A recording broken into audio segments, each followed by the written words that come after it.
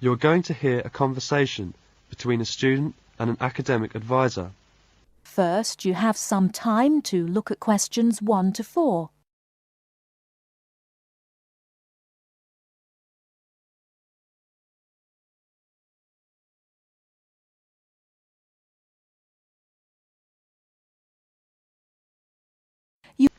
Hello there, you must be Jane. Please come in. My name is Mrs. Dunstan. Hello, Mrs. Dunstan. Pleased to meet you. All right now, let's see. Now, you're interested in attending university in Canada, is that right? Yes, and I have a lot of questions to ask you. Okay, but before I begin to answer your questions, I need to ask you a few questions first. Now, your major is... Engineering. Mechanical engineering. Right, and where did you graduate? I graduated from the Beijing Institute of Machinery in July 1998. I completed my bachelor's degree. Okay, now, I'm assuming you'll want to continue studying in that field, am I right? Actually, I'd prefer to do an MBA if possible. But if I have no other choice, then I'll continue in mechanical engineering. Okay, now, are you familiar with the requirements for an MBA degree? Yes. Before you hear the rest of the conversation, you have some time to look at questions 5 to 10.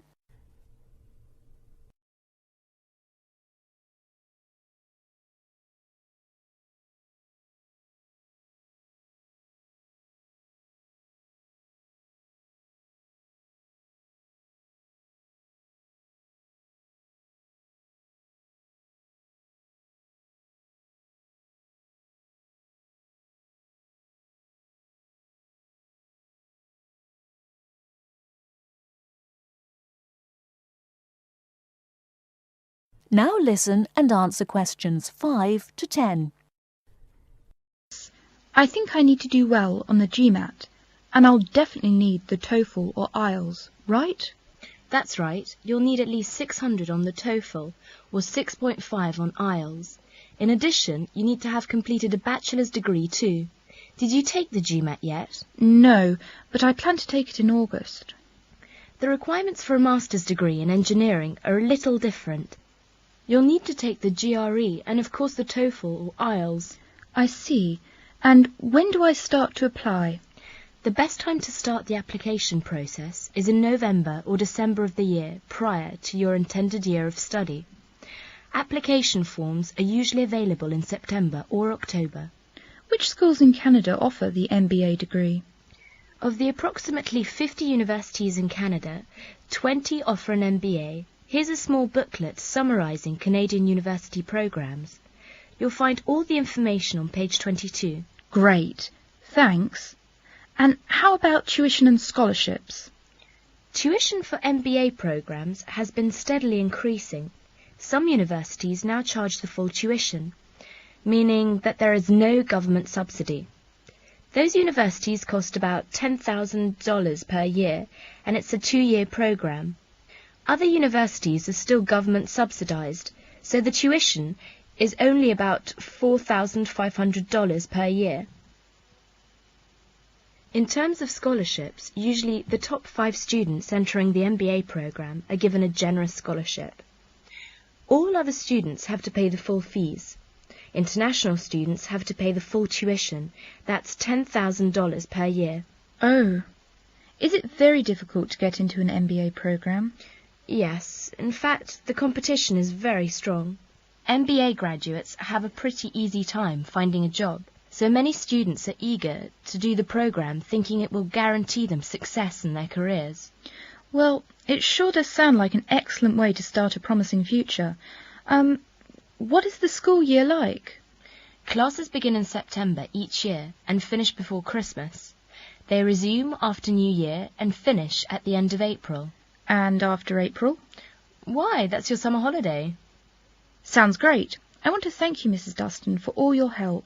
I really do appreciate it. You're very welcome. And if you have any other questions, please feel free to contact me. You know my number, right? I sure do.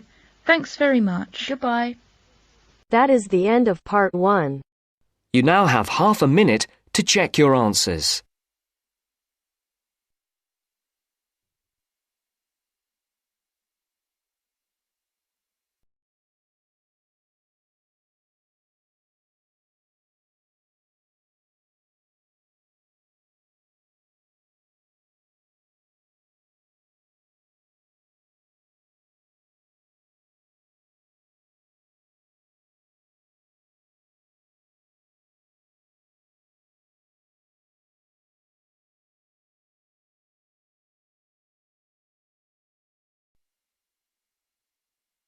Now turns to Part 2. Part 2. You're going to listen to a talk about the food we eat. First, you have some time to look at questions 11 to 15.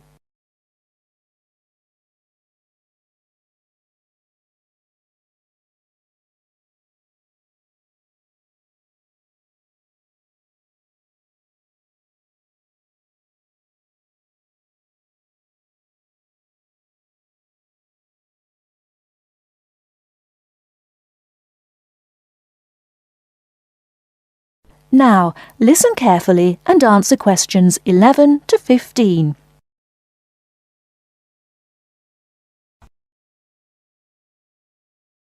Welcome to the Food We Eat, sponsored by Safeway. Increasingly, we know more about the effects of our eating habits and lifestyles on our health. While new information can change old ideas, the news stories can often be confusing. At Safeway, we try to help customers not only in the range and types of food offered, but also by providing up-to-date, reliable information in areas we know are of interest and which relate to the diet we eat.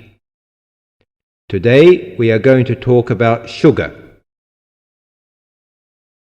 Recently, doctors have been advising us to eat less sugar. The health recommendation to use less sugar is for two reasons. Firstly, for the sake of our teeth, since the amount and frequency of sugar consumption links to decay. Secondly, as sugar is a good source of calories, it can easily be a problem if we tend to be overweight. The dental risk is because bacteria which occur naturally in our mouth feed on carbohydrates, sugar and starch, to form plaque and acid. Plaque is a sticky coating that prevents the bacteria being removed by saliva. The acid attacks the tooth itself. This takes time, however, so the trick is to avoid sticky foods like sweets, which stay around in crevices feeding the bacteria. Before you hear the rest of the talk, you have some time to look at questions 16 to 20.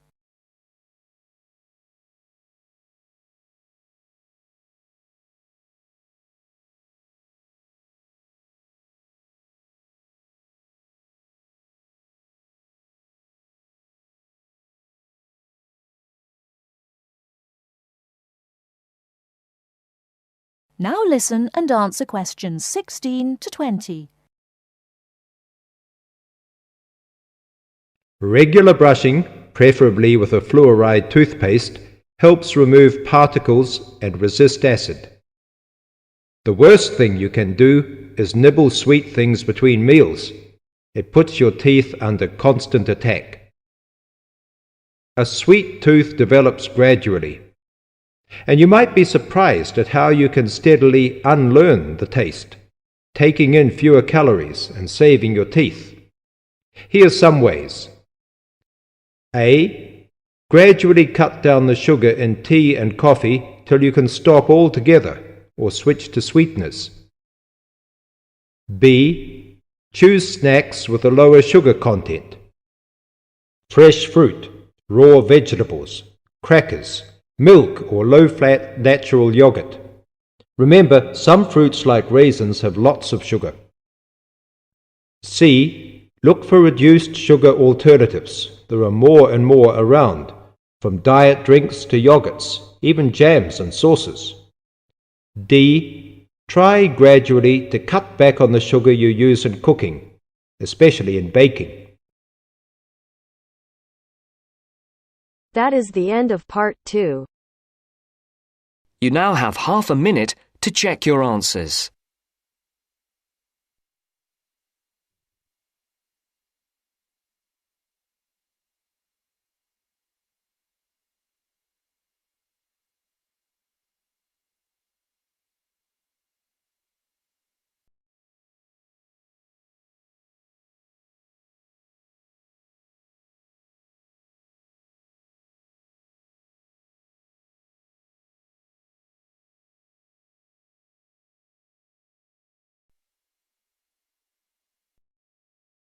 Now turns to part 3. Part 3. Maria is a student at university. She has handed the first draft of an essay to her tutor. The tutor has read it, and now they are discussing ways the essay can be improved. First, you have some time to look at questions 21 to 25.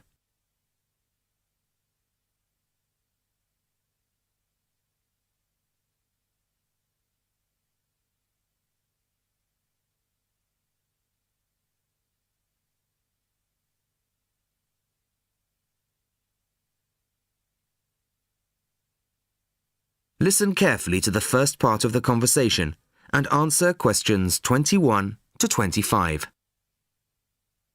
Well, Maria, I have to say I was quite impressed by your essay.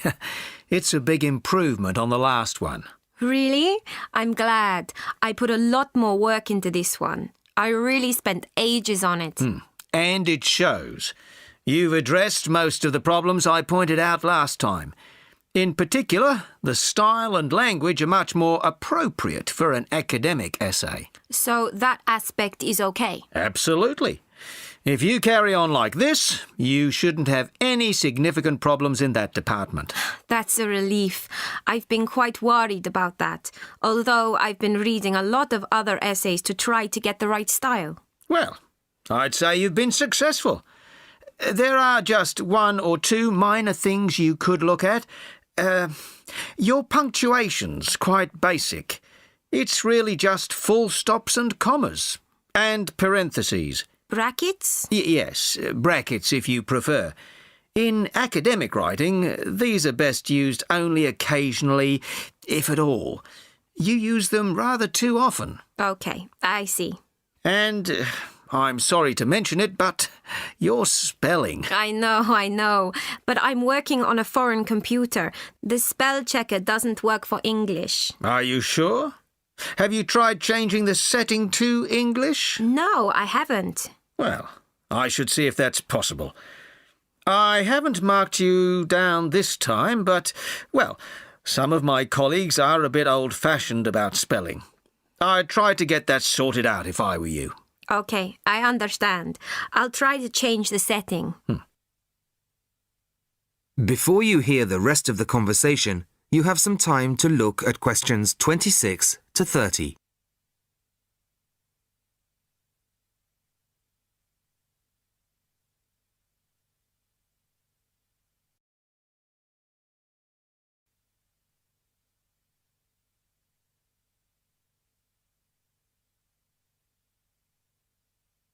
Now listen and answer questions 26 to 30. The only major problem I have with the content of your essay is the introduction. The introduction should, well, introduce the theme of the essay. You've put some of the most important points there. For example, this bit. The statistics about the growth of railways in the 1850s. That really should go in the main body of the essay. And so should this paragraph about changes in patterns of employment. In general, I'd say your introductory section should be no more than half as long as it is at the moment. Okay. And I should move those points forward? Precisely. And going back to the railways, they're one of the most significant factors for change in this period. But apart from those statistics in the introduction, you only briefly mention them. I'd like to see a lot more on that, and the influence the expansion of the railways had on patterns of social and economic behaviour. You mean how with the railways people could travel to find work and could meet people from other areas? Exactly.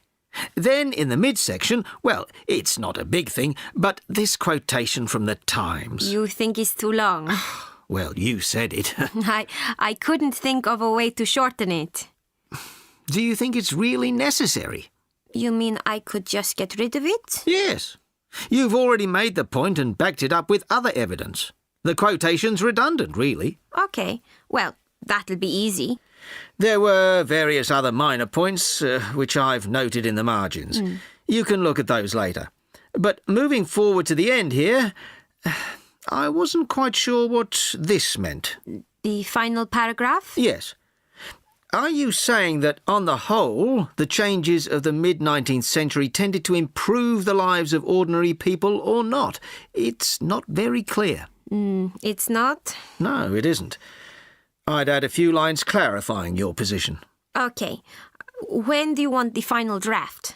No, the end of term will be fine. But there was just one other thing, the bibliography. Did you really read all these books? No.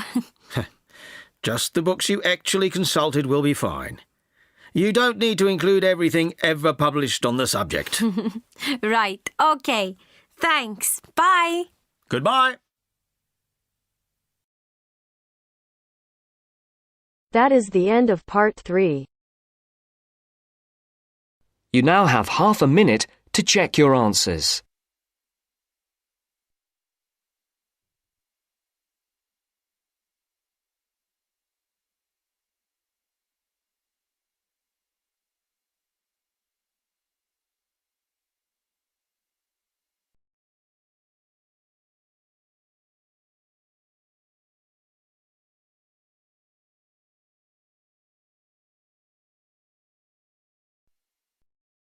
Now turns to part 4.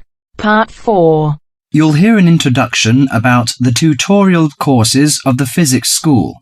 First, you have some time to look at questions 31 to 40.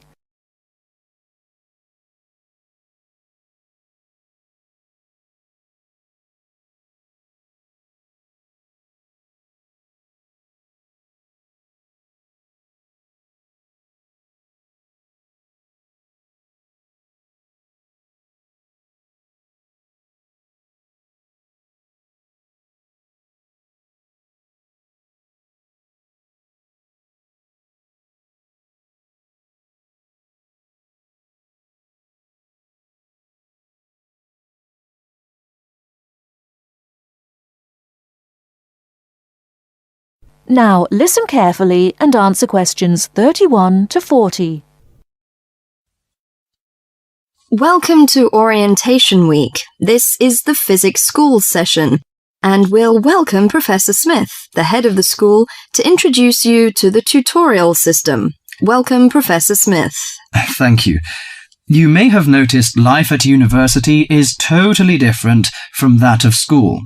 For you, tutorials are an important part of the teaching program. Tutors are the primary contact between undergraduate students and the school. A tutor is the student's personal tutor as well as their academic tutor. Tutorials for physics undergraduates consist of 6 students who meet each week with their tutor for at least 50 minutes. For radiographer students, tutorials will normally consist of a group of about 10 students who will meet fortnightly with their tutor for a period of at least 50 minutes. In the first semester, the tutorials are during weeks 1 to 11. For semester 2, they are during weeks 14 to 24. Everybody involved is expected to be present and on time, and the tutor will also be available in week 12 and 25 to discuss problems that arise during revision, but attendance by students is optional. Now I'm going to introduce to you the stages and activities of the tutorials. The induction period is from week 1 to 3.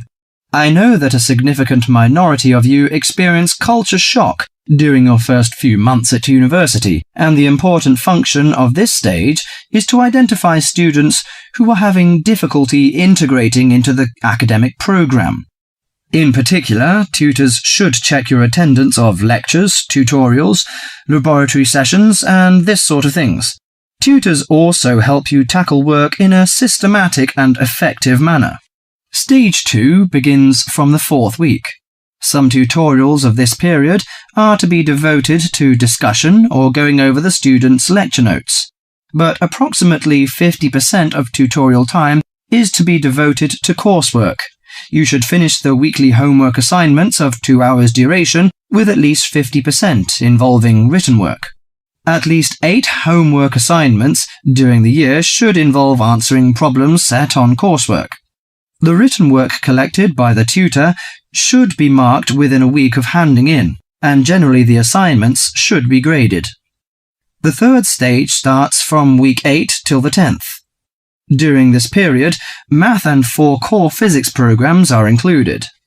The majority of tutorial time should be devoted to work which support the lecture programs and laboratory work.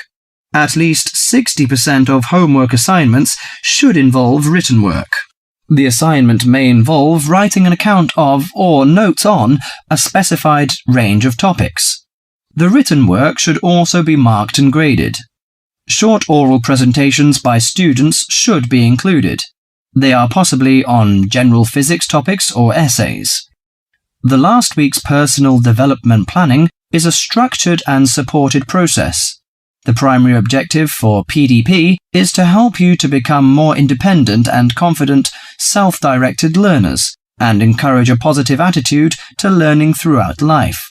It is undertaken by yourselves to reflect upon their own learning, performance and achievement, and to plan for their personal, educational and career development.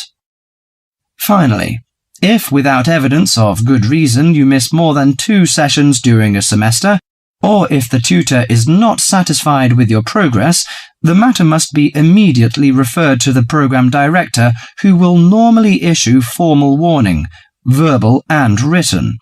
This will inform you that your place at university is under threat of withdrawal if no improvement is made. That is the end of part 4.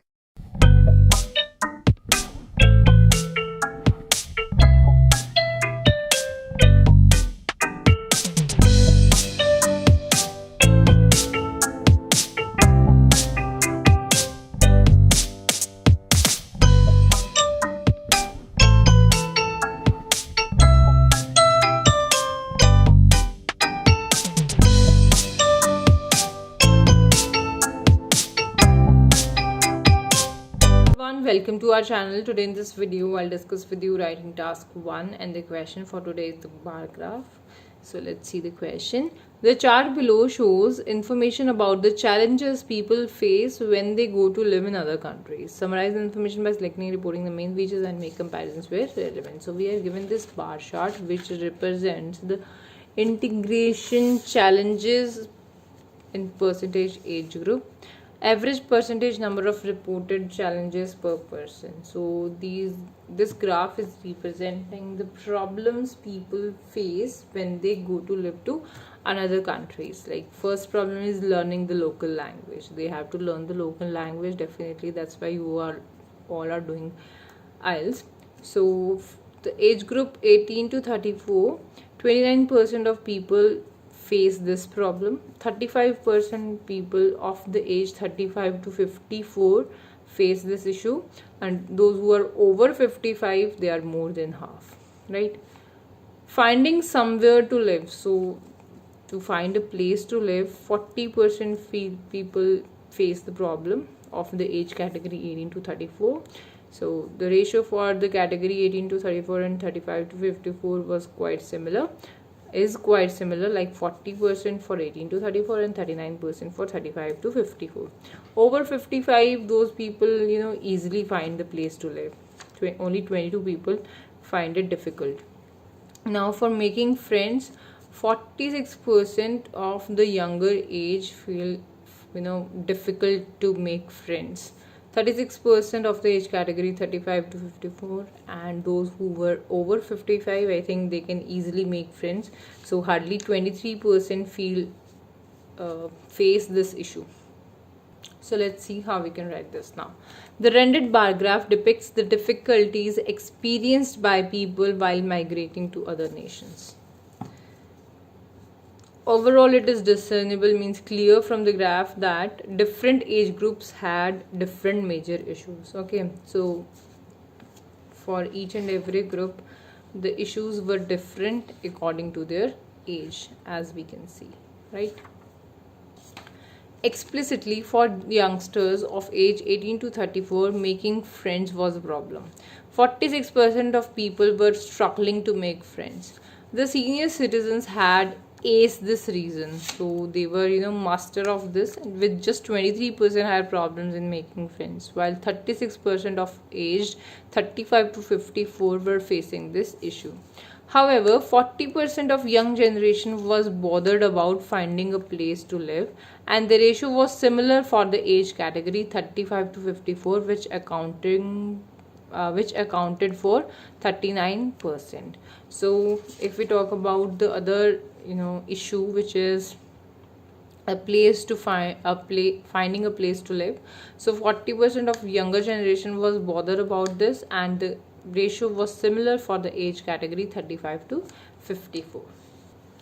On the other hand, only 22% of individuals over 55 were having trouble finding a place to reside. So hardly 22% of people feel this as an issue. Lastly, attaining the native language, means learning the local language, was a challenge for more than half of those aged over 55, and 35% people of age 35 to 54 strived to learn the local language. So they struggled to learn the local language. People who were of age category 35 to 54, their ratio was 35%. But 29% of young people struggle to learn the native language. So only 29% of young people feel this as an issue, face this issue while migrating to other nations. So this was for today. If you like the video, do hit the like button and subscribe to our channel. I'll meet you in the next video. Till then, bye bye, take care.